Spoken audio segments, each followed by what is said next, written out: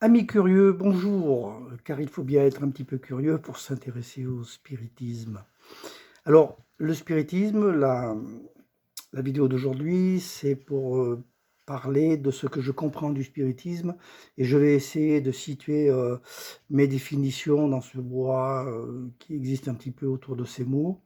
C'est simplement pour que l'on sache à peu près de quoi l'on parle entre vous et moi, pour qu'il y ait le moins de confusion possible.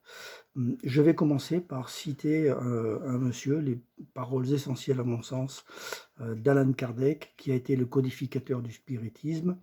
Je vous laisse aller sur internet pour voir toutes les informations disponibles à son sujet. Je vais simplement résumer en disant qu'au XIXe siècle, quand il y a eu l'émergence de cette pratique, c'est à lui que l'on a demandé de codifier le spiritisme, autrement dit, de cerner toutes les pratiques et la philosophie qui en a découlé. Bon, il est l'auteur de 5 livres essentiels, dont les deux principaux, les deux premiers sont le livre des esprits et le livre des médiums. Déjà, quand on a lu ces deux livres-là, on a une idée de ce qu'est le spiritisme, sachant que le mot spiritisme lui-même a été inventé par Alan Kardec. Cet homme a fait un travail formidable, incroyable, et c'est sans doute lui qui a posé les bases de la pratique.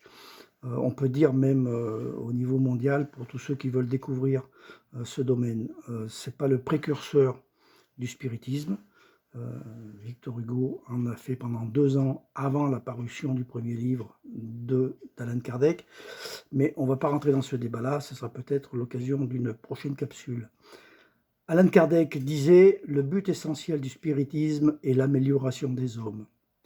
À savoir que si je considère cette phrase comme étant la plus importante concernant le spiritisme, c'est parce qu'il y a énormément d'amalgames qui tournent autour de ce mot, d'incompréhension, et puis chacun y va de son interprétation et de ses intérêts personnels, c'est évident, et c'est complètement légitime. Moi, je vais parler du spiritisme tel que je le pratique, avec toujours à l'arrière de mes pensées l'envie et le besoin et la nécessité d'évoluer spirituellement. Je parle pour moi, je parle pour tous ceux qui en font avec moi.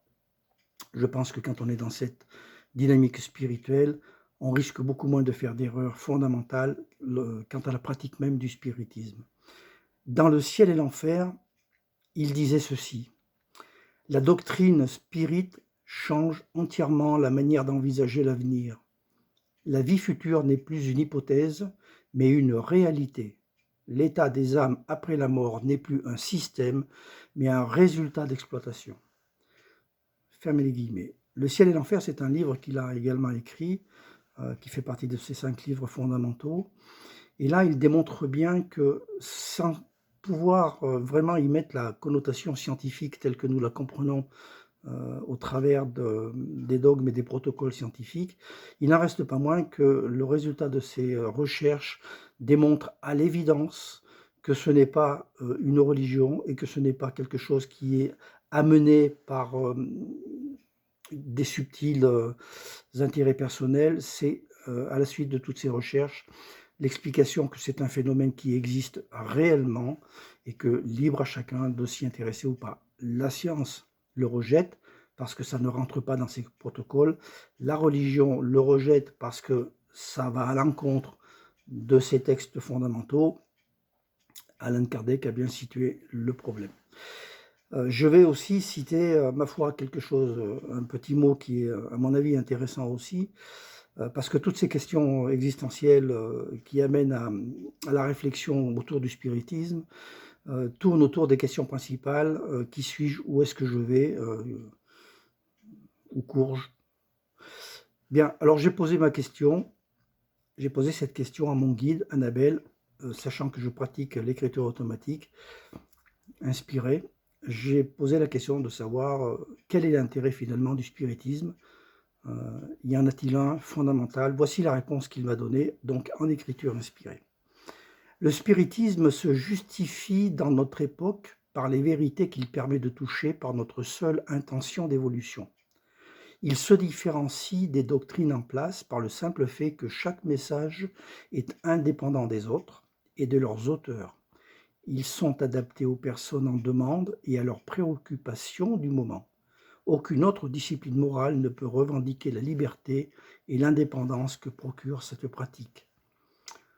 C'est absolument fondamental à mes yeux de conserver la liberté, l'indépendance et de conserver son, comment que je pourrais dire, sa souveraineté intellectuelle et morale. Et le spiritisme, c'est ça. C'est-à-dire que vous n'êtes lié à rien, à personne, ni des dogmes, ni des textes, ni quoi que ce soit. C'est adapté à la personnalité de chacun au moment où il reçoit un message. C'est fondamental. Moi, personnellement, je ne conçois pas le spiritisme comme une religion ou un dogme. Nous parlerons dans une prochaine capsule de tous les rituels que chacun voudrait y voir derrière tout ça. C'est vraiment très intéressant. Alors, quelle est ma définition du spiritisme pour que nous sachions de quoi nous parlons? C'est un ensemble. C'est à la fois la communication avec l'au-delà à travers les outils et la philosophie qui en découle. Alan Kardec parlait de doctrine spirit. Moi, je n'irai pas jusque-là parce que derrière le mot doctrine, on peut supposer son pendant endoctrinement. C'est quelque chose qui, sans me déranger, me perturbe un petit peu, toujours en relation avec cette liberté. La pratique du spiritisme amène à une philosophie ou l'inverse. Une philosophie peut permettre de concevoir une pratique pour communiquer avec l'au-delà. Il n'en demeure pas moins que beaucoup d'informations circulent de gens éveillés, moins éveillés, qui connaissent ou qui ne connaissent pas, qui ont pratiqué ou qui ne pratiquent pas. Et il en découle des croyances, la plupart du temps infondées. Je note et je noterai tout le temps que les spirites qui ont beaucoup d'expérience sont beaucoup plus silencieux que les pseudo-spirites qui n'ont pas d'expérience. À savoir que lorsque l'on touche à des vérités grâce au spiritisme, ça devient une vérité indestructible parce que c'est lié à l'expérience et non pas au copier-coller des informations que l'on a glanées ici et là. Les films, les livres, les vidéos, tout ce que vous voulez qui parlent du spiritisme n'en parleront jamais aussi bien que la pratique même du spiritisme. Le spiritisme amène tellement de discussions et de débats que beaucoup pensent que ce n'est pas sérieux. C'est dommage parce que c'est exactement l'inverse. C'est très sérieux. Il y a plusieurs raisons à ça. Moi, je ne connais pas d'autre sujet que le spiritisme qui amène autant de croyances infondées liées la plupart du temps à l'ignorance et qui amène à autant de peur. Certaines pratiques spirites ne font pas peur. Le pendule, c'est devenu un petit peu un commun. L'écriture automatique, ça ne fait pas peur. Mais dès qu'on met le mot Ouija sur la table, alors là, qu'est-ce que j'entends dire au sujet de ça? Alors ça fera bien entendu l'objet d'une autre capsule très importante. Alors, je ne considère pas que j'ai une mission ou un travail, mais le fait de recevoir des messages tels que j'en ai reçus et que je continue à recevoir dans mon cercle spirit ou individuellement, m'a amené à avoir vraiment envie de tordre le cou à toutes ces légendes et toutes ces superstitions qui gravitent autour du spiritisme. Toutes ces contradictions que l'on rencontre quand on a affaire aux principes religieux ou aux principes scientifiques sont quelque part un petit peu gênants lorsque l'on les confronte à notre propre expérience. Donc j'en suis arrivé à me dire que partager les messages, c'est bien, mais aussi partager peut-être ma pratique, non pas comme une doctrine, comme un enseignement, comme une méthode, mais comme un chemin qui a été suivi et qui a fonctionné. Ça peut peut-être aider des gens, et je pense sincèrement que, au vu des questions qui me sont posées, beaucoup sont dans cette attente. Le spiritisme, ça reste à mon sens quelque chose de très personnel. Ça touche à la spiritualité, ça touche à notre âme, à notre esprit. C'est l'inverse de la religion qui, elle, est une affaire collective. Ça veut dire que vous êtes partie prenante de la décision lorsque vous vous lancez dans le spiritisme. C'est vraiment une affaire de volonté, d'indépendance, sachant que derrière, il n'y a en principe pas d'endoctrinement. C'est un appel à cette liberté que vous décidez. faire du spiritisme pour faire plaisir, c'est pas à mon avis une bonne idée. Par contre, si vous ressentez ce besoin, cette nécessité, après tout, pourquoi pas? On peut très bien ne pas être musicien au début de sa vie et puis au bout d'un certain temps, avoir envie de l'être. Eh bien, on a très bien la possibilité de ne pas être spirit tout au long de sa vie. Et puis au bout d'un certain temps, l'appel du cœur, l'appel de l'âme nous dit, tiens, ben, pourquoi je ne pratiquerai pas? Et il y a tellement d'erreurs derrière tout ça, tellement de malentendus, d'idées reçues, que ben, j'ai eu envie de partager mon expérience comme un exemple, pas comme une méthode, je l'ai dit et je le répète. Donc attention, le spiritisme, c'est un formidable appel à la découverte, ça c'est certain, parce que si c'est pour écouter ou faire marcher une planche et puis en déduire que on savait déjà cette affaire, c'est dommage, parce que le spiritisme va beaucoup plus loin, ça nous apporte de l'information, de l'expérience que nous n'avons pas. C'est pas la peine de vouloir poser d'entrée de jeu toutes ces connaissances sur la table lorsque l'on veut faire du spiritisme. Ça ne sert à rien. On est là pour apprendre. On apprend d'abord à être un élève. Ça demande bien entendu comme une intention d'évolution spirituelle qui est derrière tout ça. Attention de ne pas confondre l'intérêt personnel et l'intention d'évolution. Ce n'est pas de la voyance. Moi, personnellement, je réponds très souvent à des questions qui me sont posées et qui ne sont que des questions de voyance. Je leur dis, la différence est fondamentale. La voyance, c'est le potentiel qui peut se réaliser dans une vie future. Le spiritisme, c'est un ensemble de moyens qui permettent de communiquer avec l'au-delà, avec des personnes, avec des êtres, avec des esprits. Beaucoup les nomment entités. C'est un terme que je n'aime pas trop, mais je l'utiliserai sans doute. Si l'information qu'il transmet donne des indices sur ce qui peut se passer plus tard, ça arrive, mais ce n'est pas le but du spiritisme. C'est pour aider à la compréhension du message. C'est un certain travail.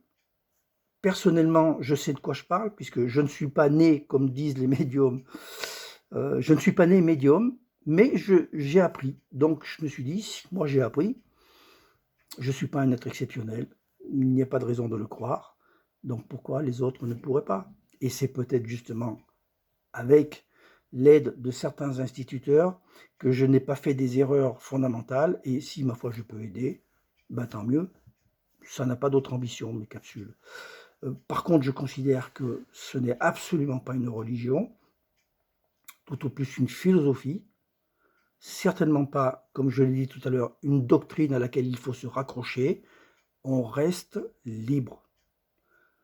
C'est mon point de vue et c'est celui que je défendrai tout le temps. Le spiritisme n'a rien d'indispensable. On n'a pas besoin du spiritisme pour vivre heureux. On peut très bien vivre sans avoir l'idée d'avoir envie, tout simplement, d'évoluer spirituellement. Il n'y a aucun souci.